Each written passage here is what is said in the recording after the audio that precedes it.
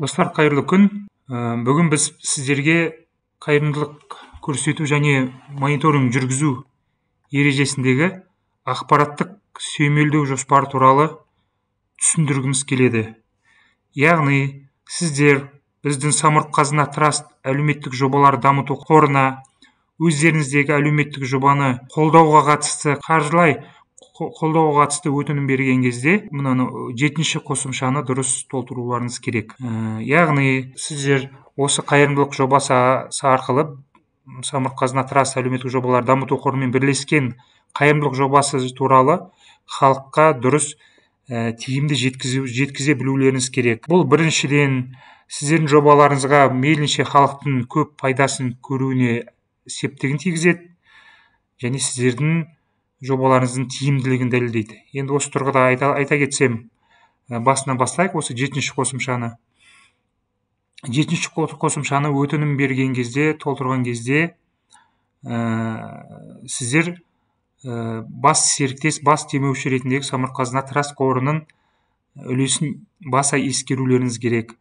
Барлық жерде Самұрық-Қазына Трасттың әлеуметтік желілердегі гиперсілтеме арқылы парақшаларын белгілеп, басқа да жолдармен біздің тараптан сіздерге қолдау көрсетіліп отырғанын айтып, белгілеп, атап отыруларыңыз керек.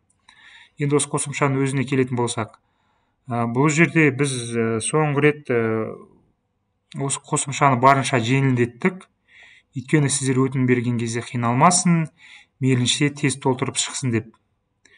Бұл жерде міне бірінші кезекте байланыс арнасы PR өнім дейді. Өздеріңіз көріп отырған боларсыздар. Осы қосымшаны ашқан кезде интернет басылымдар. Бұнда өздеріңіз түсініп отырсыздар. Интернет басылымдар әртүрлі болады. Сайттар бар, порталдар бар. Соның өздеріңіз бағыттарыңызға сәйкес, өздеріңіздің қызметтеріңізге сәйкес осы интернет басылымдарда, сайттарда жарық көру тиіс деген интернет басылымдарды келтіре кетесіздер, егер атауларын нақты бірден біліп отырсаңыздар. Егер нақты атауын білмесеңіздер, кемінде неше материал орналастырылатындарыңызды көрсетулеріңіз керек. Және одан кейін үшінші көрсеткіштер деген жерде санын көрсетесіз материалдың. Және үшінші бөлікте шығындар сомасы деп тұр. Шығындар сомасында өзіңіз түсініп отырсыз, яғни ақылы тұрғыда қолдауға қажет болса, сомасын көрсетесіздер, материалды орналастыруға қажет. Бірақ та бірден түсіну керек, сіз өзіңізде бағаны қойған кезде, былай айтқанда ауадан алмай, ол бағаны негіздеулеріңіз керек бірден. Өйткені біздің сәйкесінше біз мамандар тексереді. Сонда сіздер ол бағаны мысалыға бір сайттың өзінің бір бағалық ұсынымдары болады. Өздері әр материалдың бағасы болады. Көлеміне қарай, орналасу ретіне қарай. Соған сәйкес сомасын көрсетесіздер.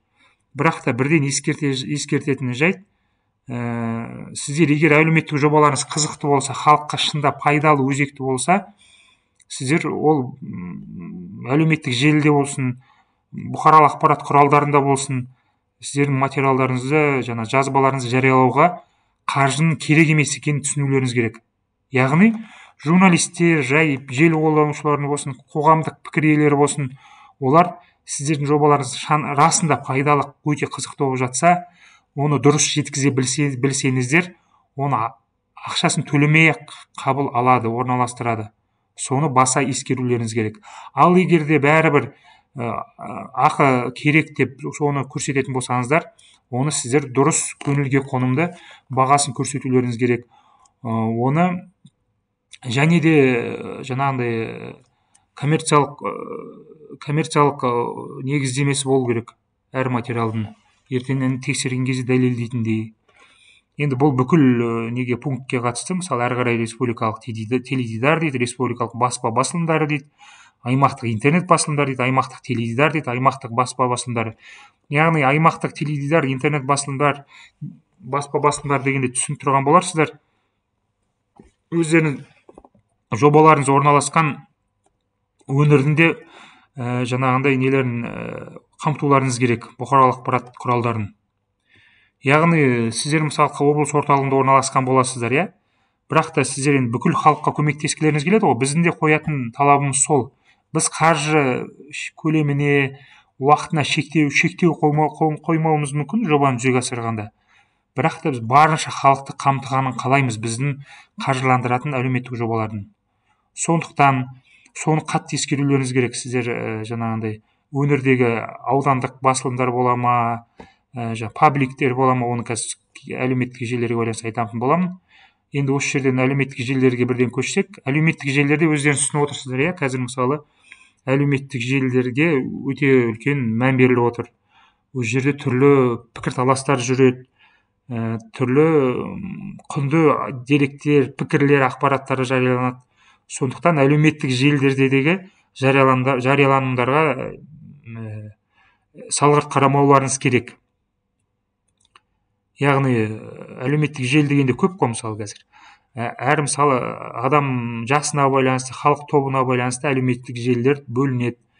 Сонда мысалы Facebook болсын, Instagram болсын, Telegram болсын, YouTube болсын, TikTok болсын, барынша ВКонтакте дейміз мысалы, барынша әлеуметтік желілерді қамтығандарыңыз керек. Бірақ та яғни осы жобаның бағдарына жаңа мысалы жастарды қамтитын болса, сәйкесінше өзінің бір нелері бар, әлеуметтік желілердің түрі бар. Ересектеу, салмақты халық тобына байланысты бір белгілі бір нелер бар. Facebook дейміз мысалы, жастарға байланысты, жасөспірімдерге бар, жасөспірім, TikTok дейміз. Сөйтіп мұқият оқырманға жететіндей әлеуметтік желілердің түрін таңдап, бұл жерде де материал санын көрсетулеріңіз керек. Яғни бұл жерде де ауыл аймақта, бүкіл ауданда, аудан халқына сіздердің қызметтеріңіз жететіндей, халық білетіндей, қамтитындай жергілікті пабликтер болады, блогерлер болады. Оларды да осы жерде көрсете кетсеңіздер болады. Кемінде неше материал жариялағыларыңыз келеді. Бұл жерде мысалы санын көрсетесіздер, сосын тарқатып қосымша түсіндірме хатта көрсетіп кетсеңіздер болады, тарқатып. Міне біз осындай жерде орналастырайын деп едік деп.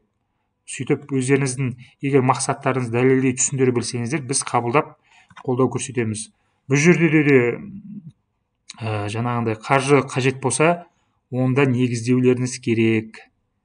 Өйткені бәріміз білеміз, әлеуметтік желілерде де қызық, сіздердің егер жобаларыңыз расында қызықты, өзекті болса, тегін жариялауға болады. Ал былай, егер топтарда, бір ақылы топтарда халықты көп санын қамтиды, расында тиімді блогерларды ортақ іске тартамыз десеңіздер, оны да көрсетсеңіздер болады. Біз оны қарастырып, өзіміз шешім қабылдаймыз. Өзіміз болғанда біз өтінімді дайындаймыз, қарастырамыз. Сосын қамқоршылық кеңес деген бар бізде. Самұрық-қазына қоры тарапынан және қоғам белсенділердің, қоғам өкілдерінен құралған. Сол жерде сіздердің жобаларыңыз қаралады, айта кетсем. Одан кейін мына жерде имидждік бейнероликтер дейді. Енді имидждік бейнероликтер расында болу керек. Қазір білесіздер, заман визуалды ақпаратты ұнататын заман, жасыратын жоқ. Өйткені халықтың уақыты аз, үлкен мәтіндерге нағыз бір маңызды болмаса назар аудармайды. Сондықтан сапалы тұрғыда бейнероликтер жасауға назар аударуларыңыз керек. 90-на кем дегенде 1-2 бейнеролик дайындауларыңыз керек. Расында жоба ауқымды, қызықты болса. Бенефициарлардың пікірлері дейді. Бұл жерде бенефициар деген өздеріңіз біліп түсініп тұрған боларсыздар. Бұл деген сіздердің жобаларыңыз арқылы осы көмек алушыларды айтамыз. Сол көмек алушылардың бізге пікірін сәйкесінше пікірін әзірлеулеріңіз керек. Өйткені бұл жерде жақсы, жаман демейміз. Бізге сіздер арқылы көмек алушылардың пікірі маңызды. Біз сол арқылы көмектің шынында да халыққа жеткеніне көз жеткіземіз. Енді әр 90-да сөйтіп толтырып шығасыздар. Әр 90 міндетті түрде бірдей болу міндетті емес. Мысалы, бірінші 90-да мысалы сіздерде жобаны енді бастап жатуларыңыз мүмкін. Сәйкесінше материал көлемі аздау болуы мүмкін. 290-да мысалы нағыз шараның қызған шағы болуы мүмкін басталатын. Демек, ол жерде материалдар саны көп болады. Сөйтіп, мысалы 390 келеді, 490-да сәйкесінше бір қорытынды шаралар болуы мүмкін. Сәйкесінше ақпараттық жұмысты күшейтулеріңіз керек. достар. Енді мынау өтінімді оның ішінде ақпараттық сүйемелдеу жоспарын толтыру бойынша барлық жайт ескерген сияқтымын. Егер қосымша сұрақтарыңыз болса, бізде жедел желі бар, бізде тікелей байланыстамыз, хабарласыңыздар, сұрақтарыңызды қойыңыздар. Келесі мәселе, сәйкесінше сіздер өтініммен кірдіңіздер, өтінімдеріңіз мақұлданды, қаржыландыру басталды, жұмыстарыңыз жүріп жатыр. Сол кезде сәйкесінше 90 сайын сіздер бізге есеп тапсырасыздар. Есеп тапсырған кезде сәйкесінше ақпараттық сүйемелдеу жұмысына байланысты да қатты мән берулеріңіз керек, сапасы дұрыс болу керек. Оны қазір бөлек айта кетемін. Бізде оған байланысты жаңа 7-ші қосымша болса, ақпараттық есепке байланысты бізде бөлек қосымшалар бар. Бұл жерден достар айта кететін, сөз арасында айта кететін нәрсе, келісім шартта да сіздерге біраз нәрсе жүктеледі. Келісім шарттардың баптарында толық орындауларыңыз керек, ерекше мән беруіңіз керек. Яғни біздің Самұрық-Қазына Траст әлеуметтік жобаларды дамыту қорын белгілеп материалдарда көрсетіп отыру керек.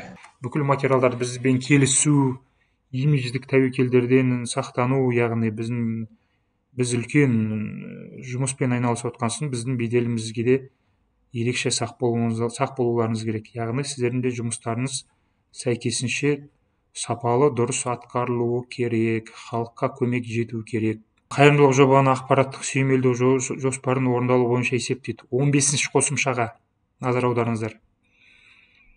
Яғни бұл жерде сіздер толтырған кезде жаңағындай көрсетесіз. Байланыс арнасы пиар өнімі деген түсініп тұрған боларсыздар, достар. Бұл жерде жаңағы сайт па, телевидение ма, әлеуметтік желі ма, соны көрсетесіздер. Пиар өнімнің мысалы атауын, сол жерде қандай пиар өнім екенін көрсетсеңіздер болады. Көрсеткіштер мысалы енді жаңа қамтылу деңгейі, мысалы сіздер бір материал арқылы миллион оқырмандық қамтысаңыздар, соны келтіре кетесіздер. Яғни бізге халықтың қамтылуы маңызды екенін жаңа айттық. Әрі қарай материалдарға сілтемелер, сәйкесінше сілтемелерді біз басып тексеруіміз мүмкін. Яғни сілтемелер дұрыс, қатесіз, жанды сілтемелер болу керек. Қасында шығыстар сомасын көрсетесіздер. Біз оны да тексереміз. Яғни қаржының дұрыс жұмсалуы. Мысалы сіздер білім саласындағы пабликке материал жазба орналастыру десеңіздер, біз мысалы сілтеме арқылы өтеміз, қараймыз. Ол мысалы нақты білім саласына арналған паблик емес, жалпылама қалалық бір паблик болуы мүмкін. Яғни сіздер мақсаттан ауытқыған болып есептелесіздер. Осындай жайттарды қатаң ескерулеріңіз керек. Егер белгілі бір жайттар болып жатса, материал орналастыру мүмкін болмай жатса, онда айта кету керек. Сіздер бізге ертерек ескертулеріңіз керек, жазбаша хат жазуларыңыз керек, сол жерде түсіндірулеріңіз керек. Бірақ та міндет кейін қалса да, кейін орындалу тиіс. Одан кейін міне 16-шы қосымша. Бұл жерде шығармашылық есеп деген бар. Шығармашылық есепте өздеріңіз түсініп отырсыздар, достар. Бұл жерде бүкіл жарияланған материалдар барынша жаңағындай скриншотын, соларды көрсетесіздер. Егер жазбаша газет жүзінде мысалы шыққан болса, оны қосымша ұсынасыздар. Мүмкін болса, лажы болса, мысалы телевидениедан мысалы запистің көшірмесін ұсынсаңыздар болады. Эфирная справка деген болады. Сондай материалдармен, дәлелдермен сіздер бізге дәйектеулеріңіз керек, атқарылған ақпараттық жұмысты. Достар, осымен ақпараттық жұмысқа байланысты түсіндірме негізі осындай. Қосымша сұрақтар болса, хабарласыңыздар. Қуана біз сіздерге жауап береміз. Сәттілік. Рахмет.